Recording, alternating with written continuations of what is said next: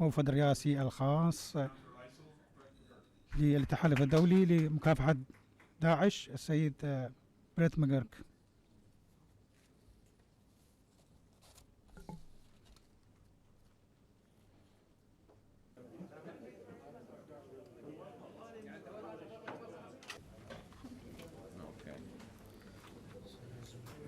We are very proud to have coalition advisors and trainers here to help advise and assist this process.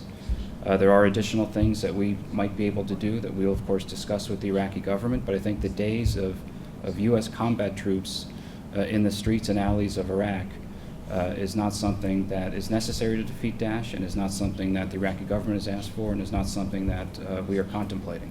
We want to help the Iraqis retake their country, and they are doing that, and we're going to help them do that. The Turkish presence in Iraq, Prime Minister al-Abadi asked me. Our efforts here in Iraq are multifaceted. It's not only on the security side, but when it comes to Ramadi, we've been working with the coalition and coalition capitals across the globe to help the government of Iraq and the Iraqi people and the people of Anbar have the resources they need to help stabilize their city as Daesh is cleared.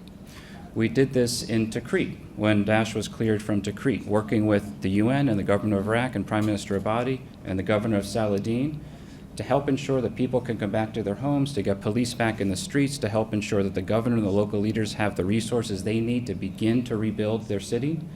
And those efforts have been largely successful. There are tremendous challenges, but over 70% of the population has returned.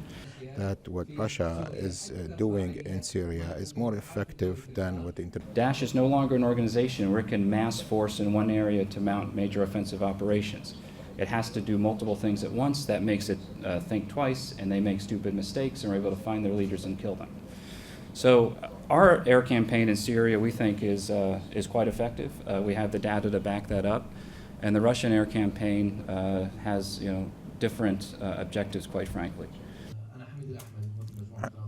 I'm representative of al-Sharqiyya TV from 2003 until now. The second question.